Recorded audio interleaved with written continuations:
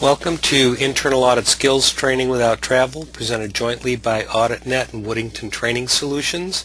This webinar is part of the AuditNet Training Without Travel series. The subject of today's webinar is Leading Effective Exit Meetings, and with me is Bill Woodington of Woodington Training Solutions. I'm Jim Kaplan, founder and owner of AuditNet, and I'll be moderating the webinar. At this point, I'd like to have Bill introduce himself and give you a brief overview of his background, and then I'll cover the housekeeping items for the webinar. Bill, if you would. Welcome, everyone. Again, welcome to our webinar series on audit skills and the training without travel, as Jim mentioned. I worked for 22 years at Wells Fargo in the audit group, the last 18 as head of learning and development for Wells Fargo Audit and Security, and I started my own business in April of last year. I left Wells Fargo. Now I'm out teaching seminars on my own, auditing training seminars, and professional development seminars. I'll talk more about what I do at the end of our webinar today. Today's topic is from my Auditor in Charge class, Leading Effective Exit Meetings. Jim? Thanks, Bill.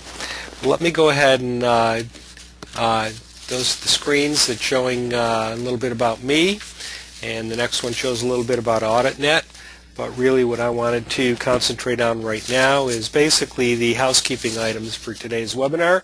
This webinar and its material are the property of AuditNet and its webinar partners. Unauthorized usage or recording of the webinar or any of its material is strictly forbidden. We are recording the webinar, and you will be provided access to that recording within 5 business days after the webinar. Downloading or otherwise duplicating the webinar recording is expressly prohibited.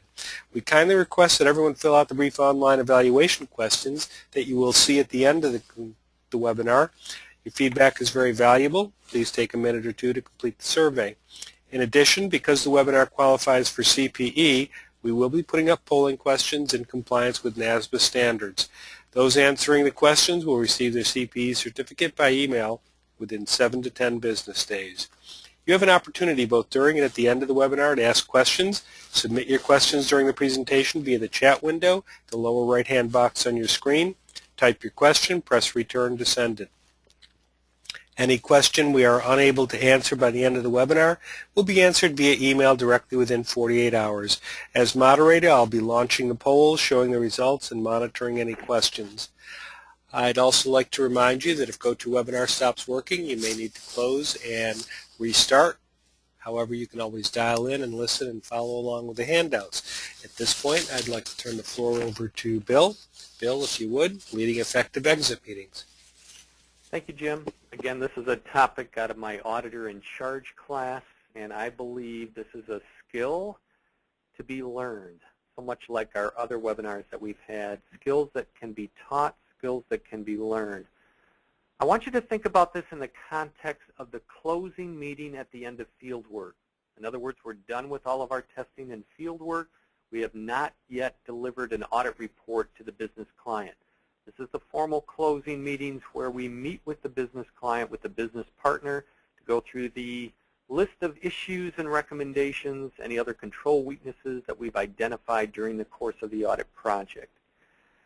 Now, one thing that just comes to mind as I talk about this, I believe every time we meet with the business partner, we put our credibility on the line. Leading an effective exit meeting is certainly one of these critical times, one of the critical times when we meet with the business partner. And is there value we can provide here? Is this one of the value propositions that audit provides an organization?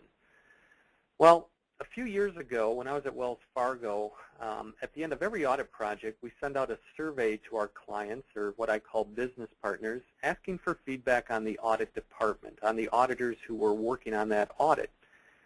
And most of the feedback we receive from the business partners is extremely positive, very good comments about the audit team.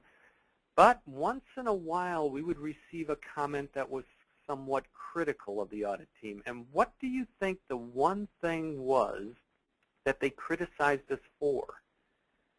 Lack of communication. Lack of communication.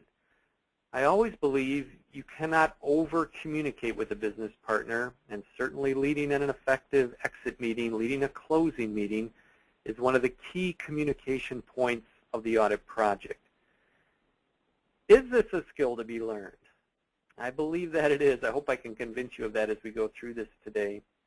Is there a right way and a wrong way to lead an effective closing meeting?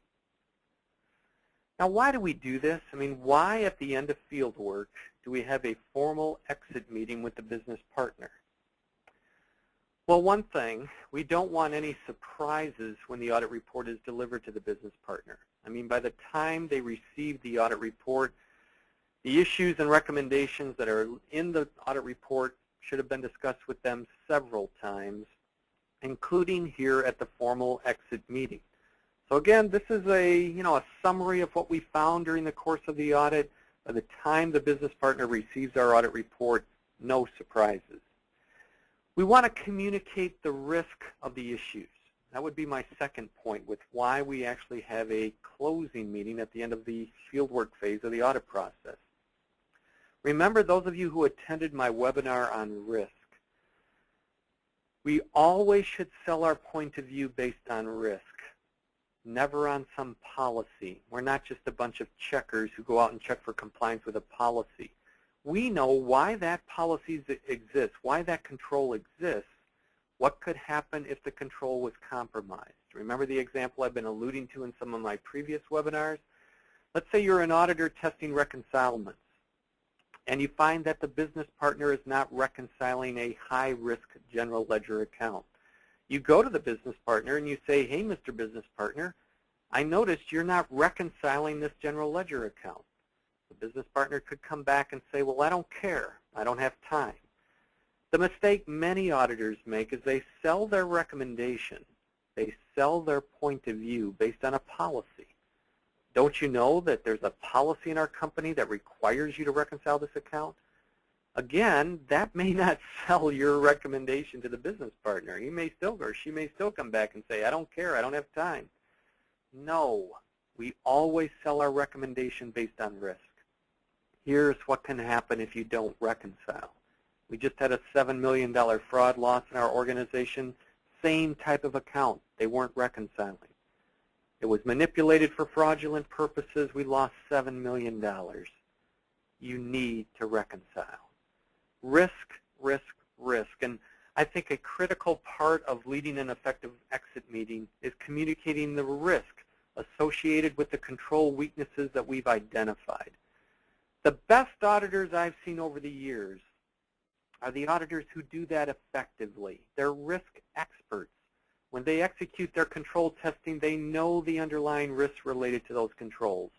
What could happen if this control was not effective, if this control was not working? And now here in the closing meeting, we have an opportunity to communicate that risk to the business partner.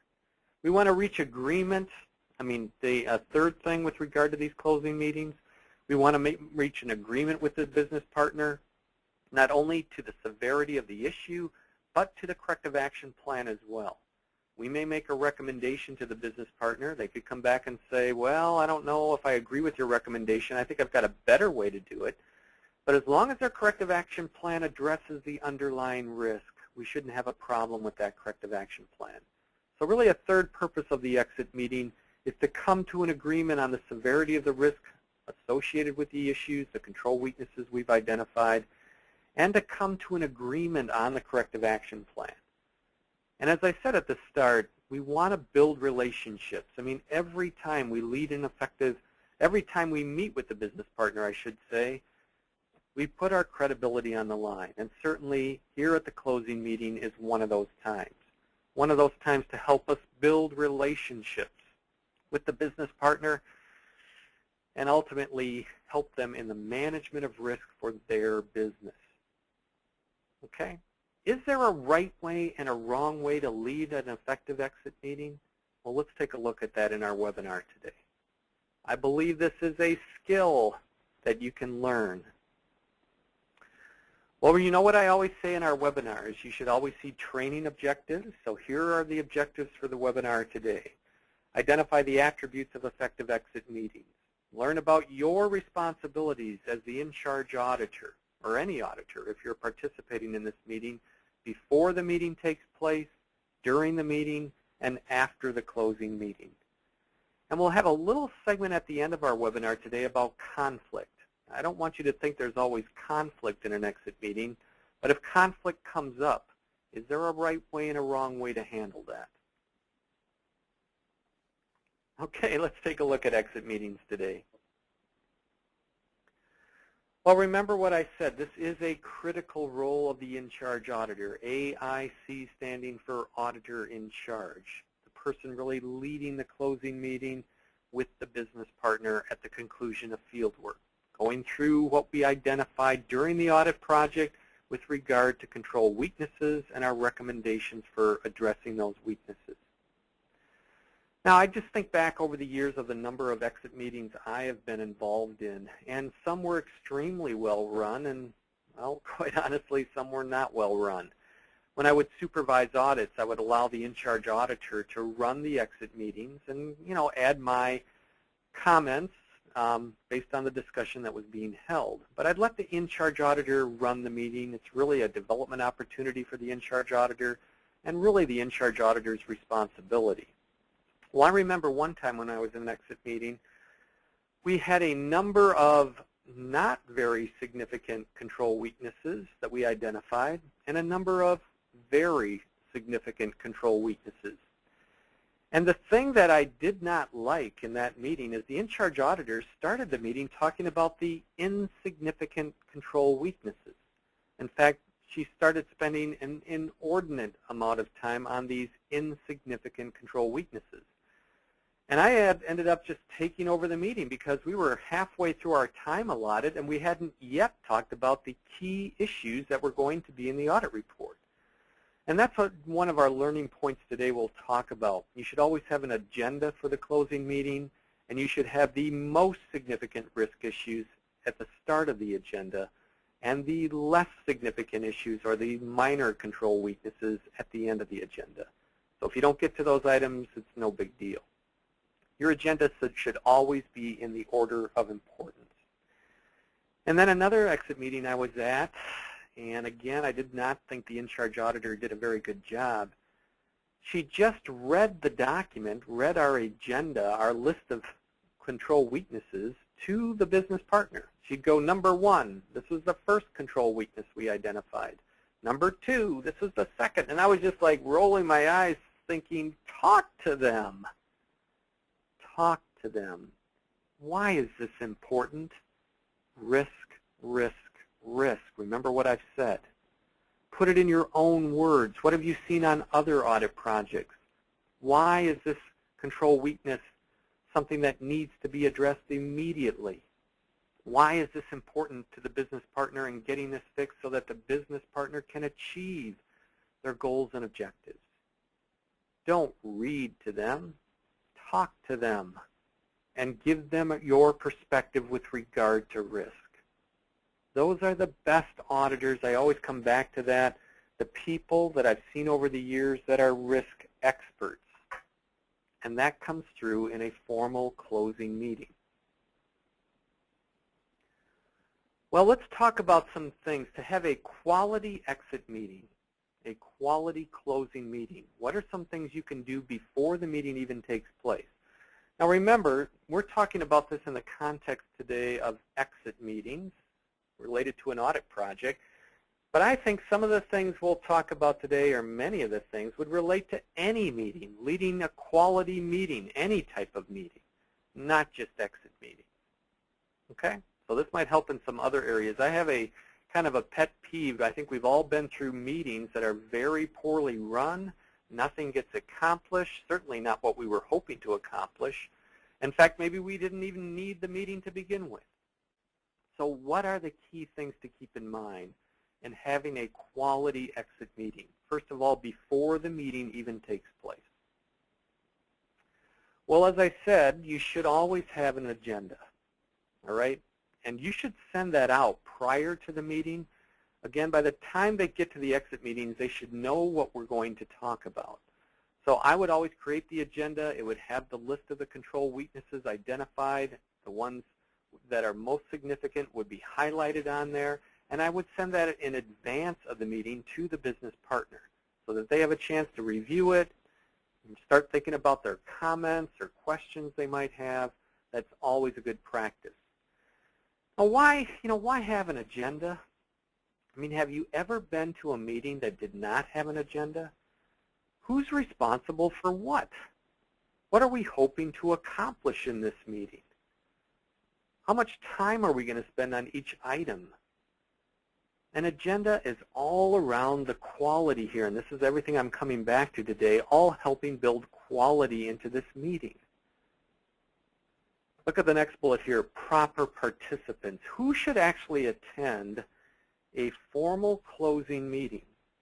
Well, from the audit side, from our side, certainly the in-charge auditor, and maybe the audit manager, audit director, maybe if it's significant enough, the chief auditor would even sit in on the meeting. But from the business partner side, it's really their call.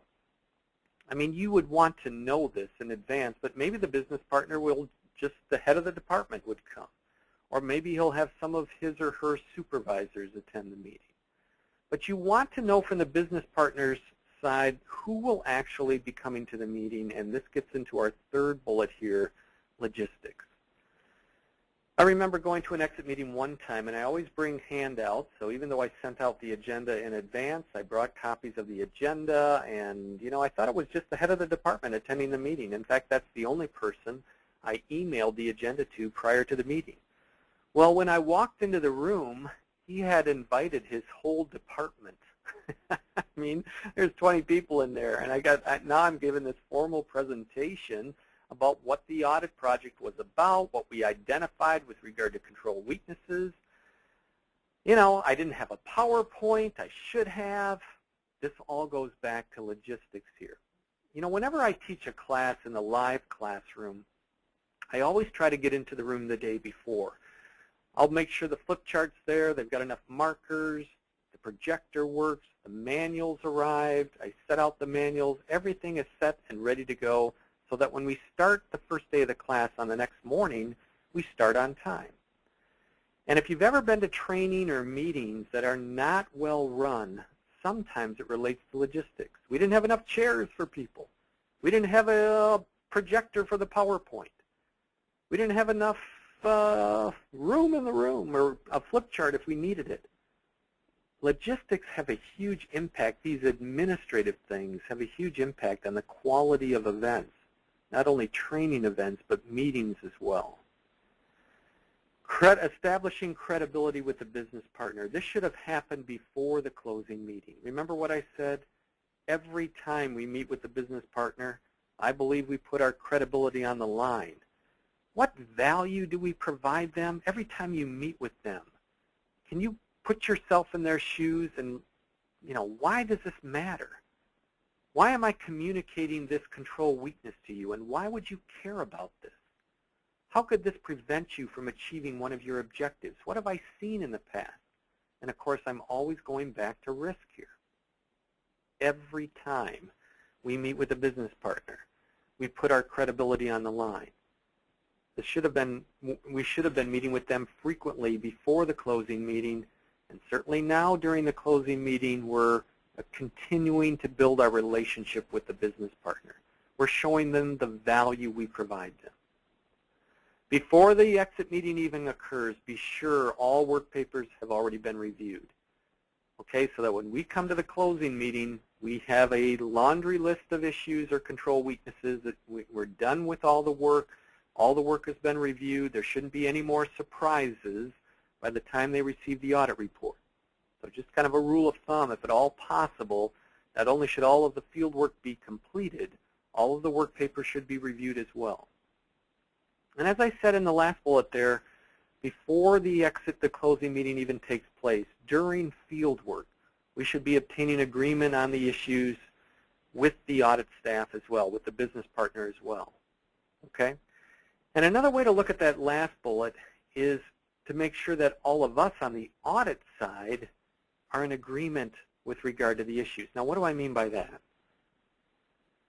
Well, I was in an exit meeting one time where the in-charge auditor was communicating our control weaknesses, and the business partner started arguing with us that we didn't know what we were talking about. This really isn't an issue.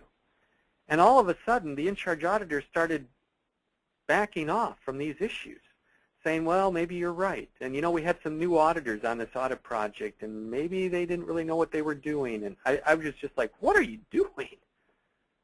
Before we even get into the meeting, we know these are issues. We know there's too much risk here. These control weaknesses are significant. There's no debate here. When we come in as an audit team, when we're leading a closing meeting, we've got some problems, and these issues need to be fixed. Again, just some bullets to think about before the closing meeting.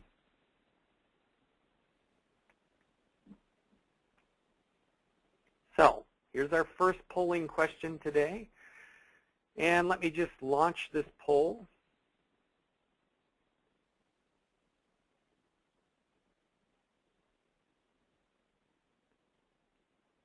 What is one critical deliverable before the exit meeting takes place? What is one critical deliverable we should have before the exit meeting takes place? And that is right. Just going to close this out and share the results here. Obviously, as I said, we need an agenda. And don't forget, be sure to send that agenda out before the closing meeting even takes place. That's always important. Again, give them time to take a look at that before the closing meeting even takes place. Well, now let's take a look at, again, to have a quality exit meeting, what are some things you should do as the in-charge auditor, if you're the one leading the meeting, to ensure now during the meeting we accomplish what we want to accomplish, that this is a quality meeting. We just talked about before the meeting. Now let's take a look at some things that we should think about during the meeting. Now, pet peeve of mine for any meeting is that we start on time. I mean, this shows, and you know this, we value that, we understand their time is valuable. All right? I don't know if you've ever been to meetings, and some companies seem to have a disease where the meeting never starts on time. I've been in some organizations where you can say the meeting starts at 9 o'clock and nobody's even there until 10 after 9.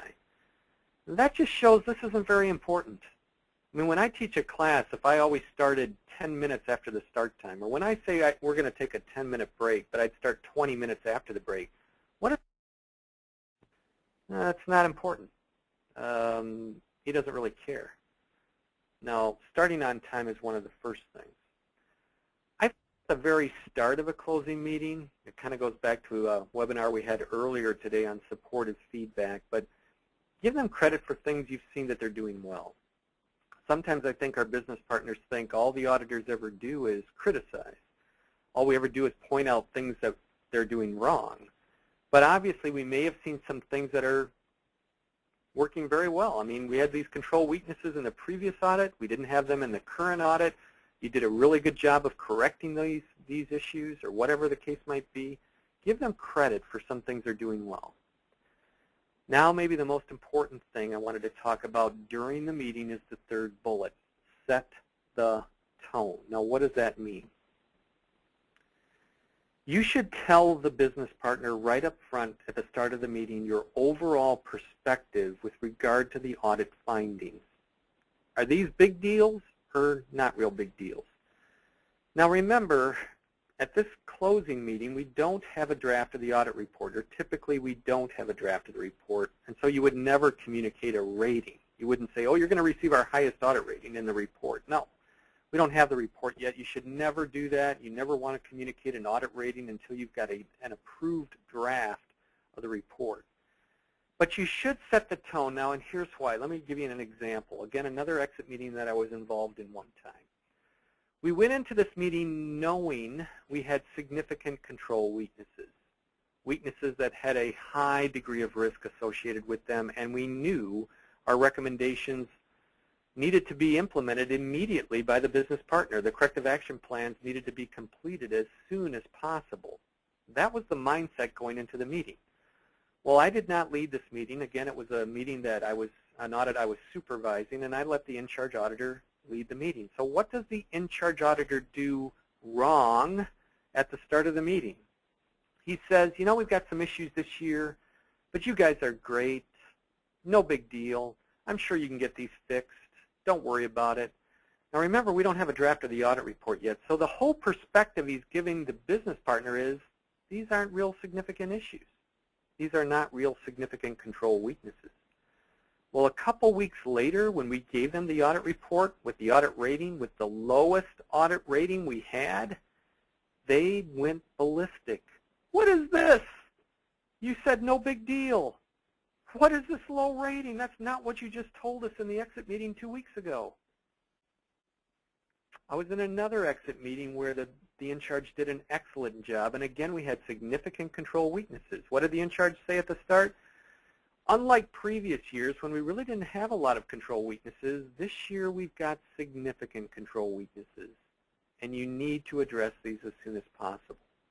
And when we gave them the audit report with our lowest audit rating 2 weeks after that, they totally expected it. In your own style, in your own way, set the tone right up front, okay, with regard to the findings of the audit project. You know, start with giving them credit for things that have done well, but right after that, you want to make sure they get the message. We've got some significant control weaknesses this year, or we do not. Stay focused on the agenda. You know how it goes at meetings. You can get off on tangents. This is the meeting we're leading now, communicating what we found. You know, we want to have, as I said earlier, the agenda in order of importance with regard to risk. The most significant control weaknesses should be listed first in the agenda, and the lesser significant, or the lesser control weaknesses towards the end of the agenda. Again, you always want to start with the areas of highest risk. Agree on issues and corrective actions. Again, that's one of the whole reasons for holding the closing meeting. And you know, what do you bring to these meetings? I mean, I've seen people bring copies of every document they looked at. You know, I would be careful with that. I typically just brought the agenda and maybe some examples of control weaknesses that I saw, not everything. If they want more detail, I'll get back to them. You know, I'll bring an example. You know, I saw 20 loan documents that were not approved. Here's an example of one of them. And they may say, well, show me the other 19. I can do that. I'll get back to you on that. But I'm not going to bring all of that with me. This should be professional. I've got an agenda. It's clear. It's concise. Maybe a couple copies of things I saw. I just want to make sure they understand, what did we find? What did they need to do? Why is this important? Risk. Put it in your own words. I talked about that woman who just read to the business partner in that one meeting I was in. Why is this important? Give them your perspective. Talk to them. Don't read to them. Remember the unified audit team. We know going into this meeting we're all in agreement that these are significant issues. If they start pushing back on us and arguing and disagreeing, from our standpoint, these are issues. There's too much risk. You must address these. You need to correct these. Now, in any meeting, and I'm sure you've seen this before, if you do get off on tangents during the meeting, sometimes people walk out of the meeting wondering, what was I supposed to do now? What was most important? What do I need to focus on? That's why at the end of any meeting, the last bullet there, it's very critical that you summarize. So in conclusion, these three issues are the most significant. And it's our understanding this is how you're going to address these three issues. All right, very, very critical that you do some type of summary at the end of the meeting. Summarize, put it in your own words. What did we agree to? What have we agreed for us to follow up on? Anything. But if you got off on tangents, you always want to bring them back. I do this when I teach classes as well, because there can be a lot of content in certain areas of teaching. Here are the three main things I want you to take with you today. Or here's the two things you want to always remember. Okay, summarize important points. I go back to, is leading an exit meeting, any meeting, a skill? Is there a difference? Is there a right way and a wrong way to lead a quality exit meeting? Definitely. You know this, right? This relates to any meeting. A lot of these points relate to any meeting. And this has a huge impact in our work today. Is there a right way and a wrong way to do this? All right, here is our second polling question today. And let me just launch this one. What is one critical deliverable during an exit meeting? What is one critical deliverable during an exit meeting? And maybe the most important, let's put it that way, the one I talked about kind of right at the start.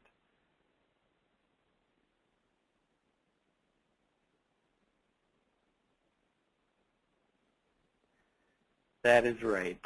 Let me close this and share the results here. Set the tone right up front.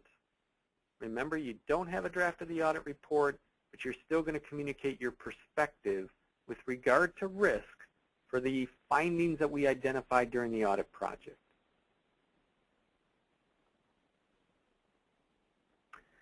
So we've looked at some things you can do before a meeting takes place, during the meeting, and now finally after a meeting. Should I even have this slide? I mean, what do you do? The meeting's over, right? Why even have this slide? Well, this has an impact on the quality of the meeting as well. Any good meeting typically has some type of minutes or documentation related to the discussion.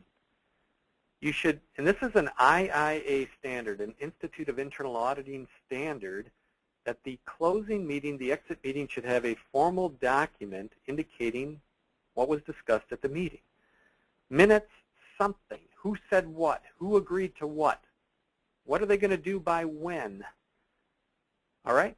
So any third-party person could go and look at this and say, okay, we know we talked to them on this date. We know this is what we told them. This is what we agreed to.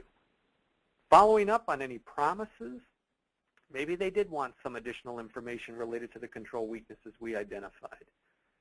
You know, maybe there was some other information we promised to deliver them. And again, this also relates to our formal follow-up process that we will let them know when we'll come back and do testing, if that's the case, to ensure that the corrective action plans have been completed.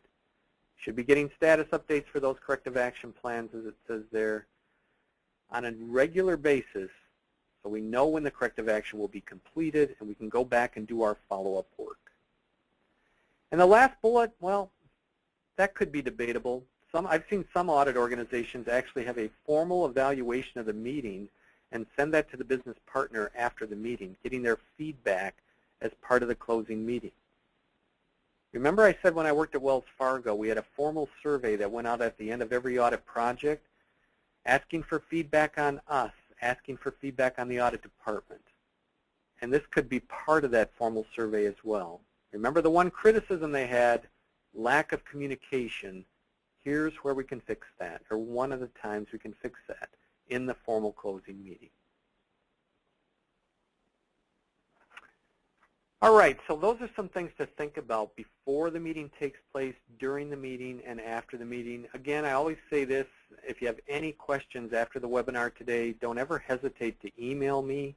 Be more than happy. I'll definitely get back to you. I'll have my contact information at the end of the webinar today as well.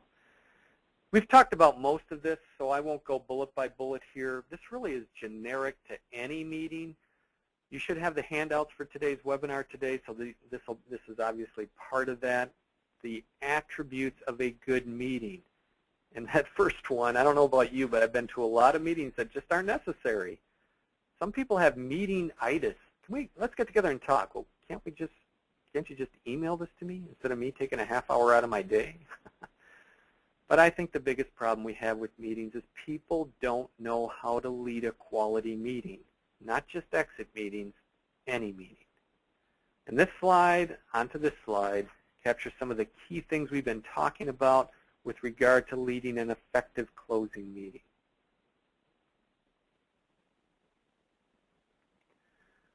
Well, on a Friday, or at any time, do we ever like to talk about conflict? But I did want to bring it in here, and again, this is a topic I teach out of my Auditor in Charge class, because there oftentimes is conflict during a closing meeting. I mean, let's be honest. Some of our recommendations are not going to sit real well with the business partner. They're going to have to spend some money. It's going to take some time. They may have to hire additional people. They may have to change the way they do things to help manage risk. And obviously, we may get some pushback related to this. But as we kind of talk about conflict today, let me ask you something. Is conflict always bad? Is conflict, let me put it this way, a bad thing? I think most people think it is. What do most people do when conflict comes up? They run. They avoid it. Now, as we talk about this today, I want you to reflect back on your own lives. And I want you to think about if you've ever been involved in conflict, did some good things come out of it? If it was handled appropriately, and we'll talk about how to do that today, if it was handled appropriately, as you reflect back now on it, did some good things happen that never would have happened if conflict had not come up? Let me give you an example. When I was at Wells Fargo, I not only taught auditing training and some of my other professional development classes like leadership and business writing, but I also taught diversity training for the audit group. At Wells Fargo, one year they had 8 different diversity modules, and we would do like 2 a quarter. The way it would work is people would come into a room, I would be the leader, I would pass out the student handouts, and I would have my leader's guide. This all came from corporate now. These weren't my classes, because everybody in Wells Fargo had to go through this diversity training. All I had to do, it was really easy, all I had to do was pop in this video related to the diversity topic. It would be like a 10 or 15-minute video. And then I'd ask a couple questions, see if anybody had any comments, and they get to go. And then everybody gets checked off they went through their diversity training. Now, these topics were kind of controversial. I mean, one of the topics was work-home-life balance. Work-home-life balance. So when everybody got in the room that day, as I watched them walk in, they kind of trudged in, they kind of sat down. It was one of those days that nobody seemed to really want to be there. As a trainer, sometimes you can detect the mood of the students. And I just kind of sensed that the students really weren't into this today. So remember now, all I should have done is just pop in the video and ask a couple questions, then they could all go. You know, half hour at the most, no big deal. But I didn't do that. I actually tried to create some conflict because I knew if I created some conflict, there might be actually some good things that come out of this, some things that would never come out of this if I didn't do this. So in the room, I said things like, before we start today, and our topic today is work-home life balance, do you really buy this? Do you really believe the company wants you to have a balance between work and home life? Let's be honest, they want you here as much as possible. They want you dedicated to your job. And you know, I knew I had telecommuters in the room, and these are people who worked out of their home, and I said, you know, people that telecommute, they got it so easy. They don't work as hard as those of us who have to come into the office every day, blah, blah, blah. Whoa. They got so upset at me. They were yelling back at me. What are you talking about? I've worked out of my home for years, and I think I work harder than anybody. And anyway, I kind of put up my hands, and they started shouting out things, and I got this flip chart out, and we started taking ideas all around work-home life balance, things the company could do better to promote this. What is this all about? How can you support this for people? What are some good things with regard to this? And, you know, unbelievable. I mean, when I was done and I looked at the flip chart and I shared this with management and we made some policy changes, this would never, ever have happened. I'll just be honest with you on this. This would never have happened if I hadn't generated some conflict. I'm always trying to preserve the relationship. I think there's a right way and a wrong way to do this. I want you to think about this in your own lives, remember. Is there a right way and a wrong way to manage conflict? Now, those of you who went through our assertiveness training, we had a couple weeks ago, one of our webinars. Remember, we talked about how do you deal with criticism. And one of the types of criticism we talked about was arbitrary criticism. You don't understand our business. We're always training the auditors. Okay? Now, when this type of conflict comes up, the mistake many auditors make is they start arguing with them. Yes, we do. You're wrong. I'm right. Remember the fogging technique we talked about? Whenever you receive arbitrary criticism from someone, the first words out of your mouth are, give them credit for their point of view. Acknowledge their point of view. I can understand how you feel that way. I can appreciate that comment. You're basically telling them they're not an idiot for thinking that. And you'll be amazed how it diffuses the situation. And people are willing to listen. Now I can present my point of view in a less hostile environment. This is just one technique for dealing with conflict. I want to preserve the relationship. I think of conflict I've had with my spouse. I still love her. I still want my marriage. I want my relationship. We just disagree here. And listening is a huge part in conflict management. Most people avoid conflict at all costs. What I'm trying to get across to you today is many good things can come of conflict if it's handled appropriately. A moderate level of conflict can have these constructive consequences. I won't read these to you. I'll just let you take a look at them. But remember, conflict is normal.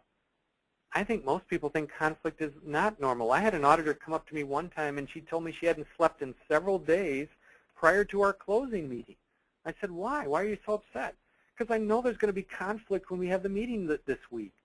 She just couldn't handle it. She was like, avoid conflict at all costs. I don't even want to go to the meeting.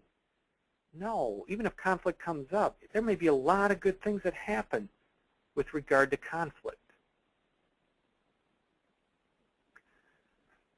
Little definition here, but the thing I want you to think about, it develops when participants in the meeting become assertive while presenting their points of view, when individuals come with preconceived ideas, maybe incorrect ideas.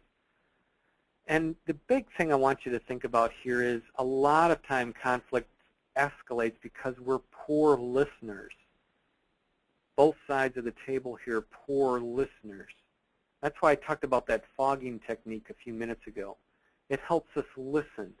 Let's diffuse the situation first when they start, criticizing us. I can appreciate that comment. I can understand why you feel that way. And you'd be surprised at the look on their face when you're basically telling them, wow, valid point. And now you can present your point. And we'll talk, I'll give you a couple scenarios here in just a minute that we often find ourselves in the audit group, especially during exit meetings.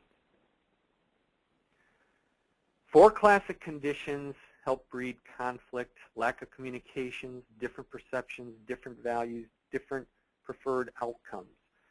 But remember what I said at the start of this today. Every time we meet with the business partner, we put our credibility on the line. And so when these situations come up, we still value the relationship. We've built a relationship with the person. We both want to maintain a good relationship. We're looking to resolve the conflict. How do you do that? Well, I want you to know that resolving conflict is really a function of assertiveness and someone's ability or willingness to cooperate. All right? Now, assertiveness, you can see some issues why. Why do people become more assertive in certain situations? But I think the biggest thing here that comes together is, are they willing to cooperate? If you looked at a matrix with regard to conflict management, the 2 things that come together is assertiveness and the party's willingness to cooperate. And this is where I go back to the relationship. Have we established a relationship with them prior to the closing meeting? Before conflict comes up, we've shown them the value we provide them. We respect each other. We want to gain cooperation with the business partner. Now, there's a lot of thought around how you deal with conflict. One big thing, again, I want to go back to is remember, you always want to communicate your point of view. You want to sell your point of view based on risk.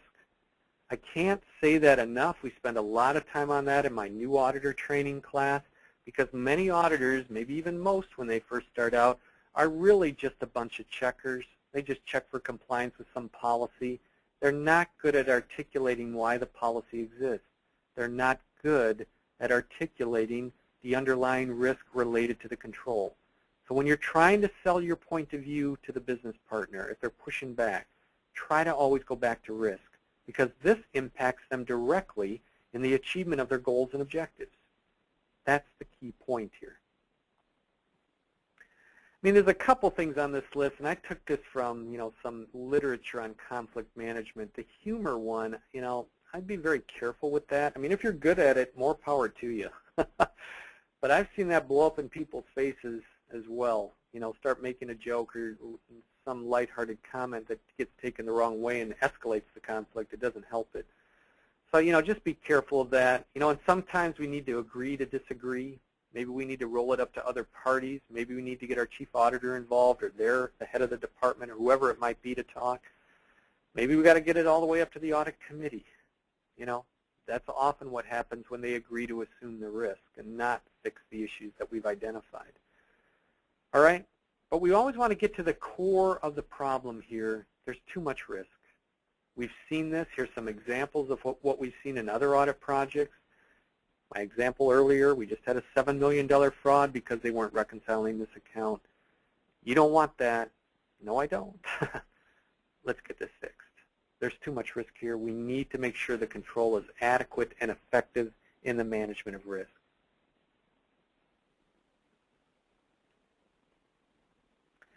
One thing that relates to the webinar we had this morning on interim performance appraisals, if ever you're receiving criticism that isn't specific, be sure you ask them to get specific with regard to behavior.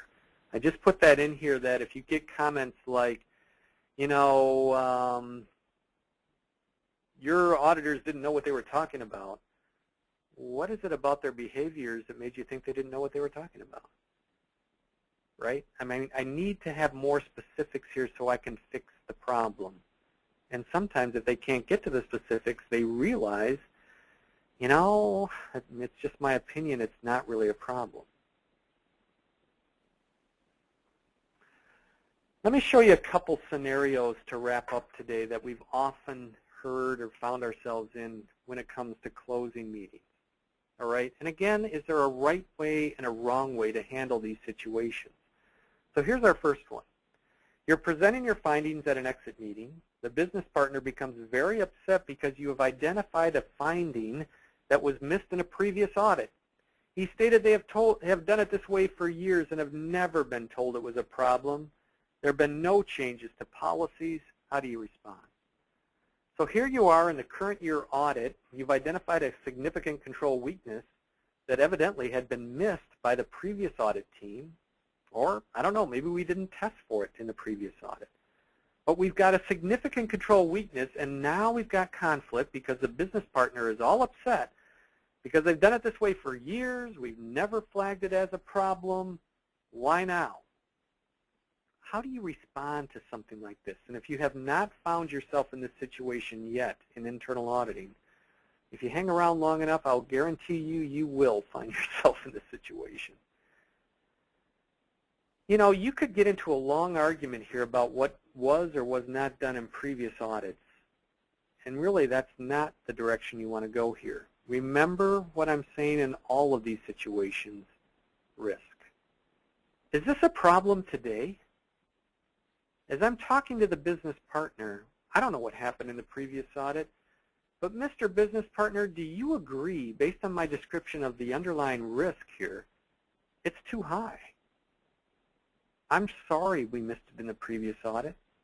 I wasn't on the previous audit. I don't really know if we even looked in at this area of testing in the previous audit. But even if we did, that's past. Do you agree there's too much risk today? We just had a $7 million fraud because they weren't reconciling the same type of account. You need to reconcile. When you find yourself groping for things to say, when you have conflict with a business partner, always remember to go back to risk, because that's the whole perspective we come from. We wouldn't be making this recommendation to fix this if there wasn't too much risk here. Now we need to sell that to the business partner in your own words, from your own point of view.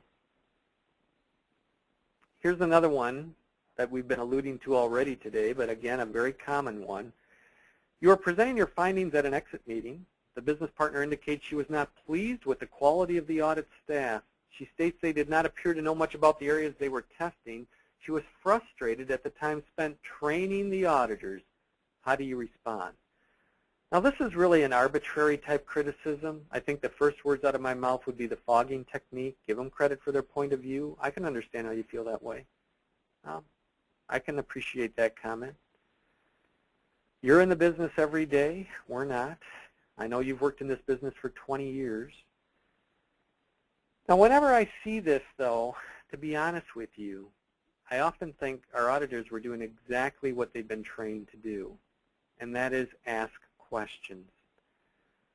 In my new auditor class and what we had in our assertiveness training a few weeks ago, we talked about interviewing skills and that our best auditors ask open-ended, unbiased questions to get at the who, what, when, where, why, and how. And sometimes I think when an auditor asks a business partner these questions, the business partner thinks, wow, don't they know? Hey, Mr. Business Partner, tell me how you open your vault. And the business partner's probably rolling his eyes thinking, everybody knows we open the vault under dual control. Well, don't they? Why am I training the auditors? When really the auditor knows the correct answer, they're just trying to get information from the business partner. Do they know the correct answer? What are you doing? How do you do it? When do you do it? Why do you do it? How do you do it? The open-ended, unbiased question gets at that information.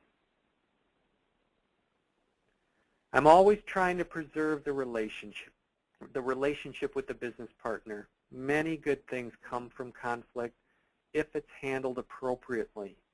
And today I just wanted to bring this in a short little topic here, because in our closing meetings we may get some pushback. There may be disagreement. Is there a right way and a wrong way to handle that? All right, here's our last polling question today. What is one important thing to remember when it comes to conflict management? Let me just launch this.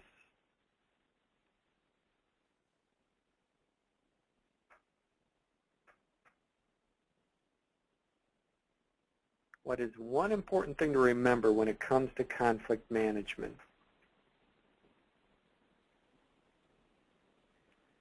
And that is right. Many good things can come from conflict if it's handled appropriately.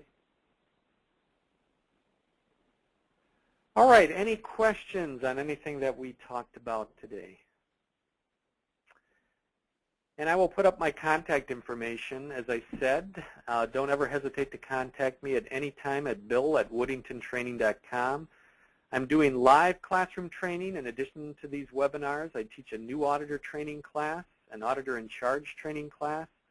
I'm an IIA instructor for the CIA exam review class. I teach a business writing class, Writing to Achieve Results. I teach 2 leadership classes, Leadership 101 related to team building, and Situational Leadership 2. I'm a Ken Blanchard instructor for situational leadership. Just want to thank all of you for your time today, and Jim, I'll turn it over to you. Thanks, Bill. Great topic and great presentation on effective exit meetings. I can surely relate to a lot of what you said in terms of my experiences over the course of my career. Exit meetings are an area that many auditors need to concentrate on. They tend to think about the planning and doing things at the beginning, but they forget about how important it is to conduct an effective exit meeting with the client, with the auditee. So thank you all for joining us today. I'll just mention that the purpose of our Training Without Travel webinars is to provide you with high-quality, low-cost online alternative training solutions covering timely topics with value-added resources and tools that you can use in your job. We bring the world's best subject matter experts directly to your desktop with timely information. The next and final webinar in our series will be next week. Is that correct, Bill? 2 weeks. 2 weeks. Okay. 2 weeks, and I believe it covers leadership. That is right. Very important topic, and if you haven't signed up for that, we encourage you to do that, and we are making a special offer that you can sign up your entire team for one low price, $300. Everybody in the office can sign up, attend, and they will all receive CPE. This is a great deal, and it's a very important topic. So again, thank you, Bill, for putting this presentation on. And also thank you all for joining us. I think Bill has some information here about his on-site training. And if you want to mention that, Bill, I'm sure that everybody will appreciate that. Yeah, and again, don't hesitate to contact me at bill@whittingtontraining.com. As I said, I will send to you my course outlines and the information related to the 6 different seminars I'm offering, 3 auditing and 3 professional development seminars. Excellent. Well, everybody have a great day and have a great weekend. Thanks, everyone. Thanks. Bye-bye.